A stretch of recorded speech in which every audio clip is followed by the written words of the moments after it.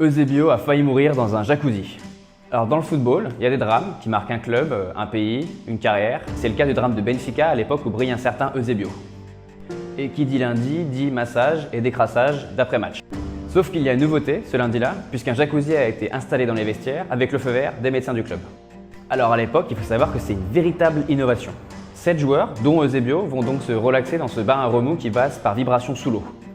Et à 11h30, c'est le drame. Après 20 minutes à faire trempette, le dispositif du jacuzzi court-circuite. Conséquence, les joueurs de Benfica sont électrocutés, mais ce jour-là, un sauveur inattendu fera son apparition.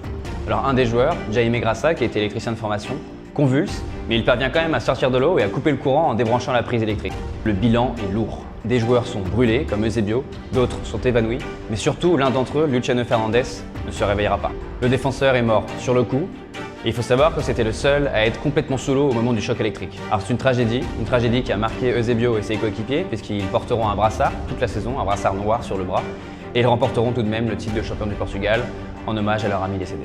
Une frappe du coup de pied aussi précise que puissante. Des crochets foudroyants et une accélération phénoménale qui ont martyrisé pendant près de 15 ans les défenses adverses. Eusebio restera à jamais l'un des plus grands attaquants de l'histoire du ballon rond. Véritable icône, celui qui fut classé monument du patrimoine national symbolise à lui seul l'une des périodes les plus fastes qu'ait connu le football lusitanien.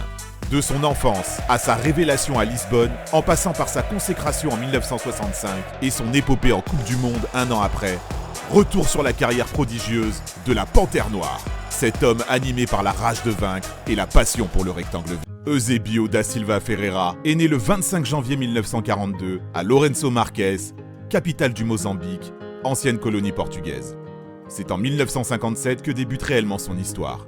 Alors qu'il n'est qu'un simple gamin de 15 ans, s'amusant avec ses potes du quartier de Mafalala au sein du club Os Brasileiros, Eusebio rêve de rejoindre les rangs du Benfica.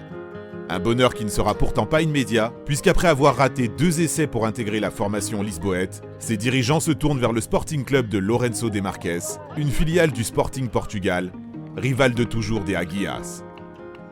Mineur, et n'ayant pas son mot à dire dans cette décision, sa mère accepte que son fils s'engage là-bas. S'il ne souhaite pas vouloir y jouer, ce dernier dépassera finalement ses considérations pour y éclater ses qualités. Surclassé, jouant même parfois avec les seniors, ses buts à l'appel tapent cette fois-ci dans l'œil de son bien-aimé Benfica. Sa mère trouve un accord avec les dirigeants benfiquistes, aux grandes dames du Sporting, qui, vexé de s'être fait voler son joyau, tentera d'empêcher Eusebio de signer pour son club de cœur. Mais qu'importe, celui que l'on surnommera la Panthère Noire débarque au Portugal en décembre 1960 contre 400 000 escudos. Sa première année sera celle de la révélation. Explosivité, adresse, agilité, sang-froid. Eusebio a tout d'un phénomène. Il inscrit un triplé pour son premier match et explose littéralement au grand jour face aux Santos du Grand Pelé, champion du monde en titre à l'occasion du tournoi de Paris. Remplaçant au coup d'envoi, le Portugais claquera un triplé qui éclipsera la défaite 6-3 de son équipe. De quoi également interloquer le Brésilien, qui demandera d'où vient ce garçon après la rencontre. La légende est née. Et la suite appartient désormais à l'histoire. Eusebio devient un titulaire évident des benfiquistes.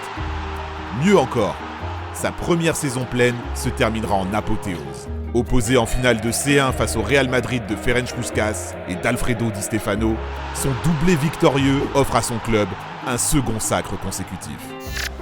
Cette histoire d'amour avec la scène européenne durera près d'une décennie. Malheureusement pour lui, non pas avec la même réussite.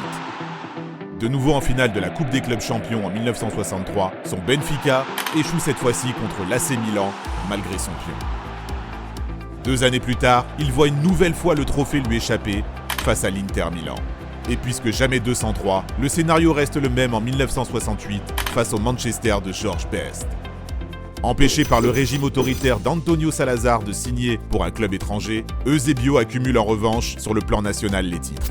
Il quitte finalement Benfica en 1975 pour monnayer son talent sur le continent nord-américain. Il y remporte notamment le championnat NASL avec les Metros Croacia de Toronto et le championnat du Mexique avec le CF Monterrey.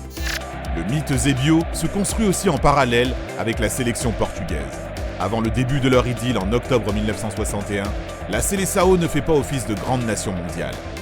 Un statut qui changera quelque peu après la Coupe du Monde 1966, sous l'impulsion de la Pantera Negra.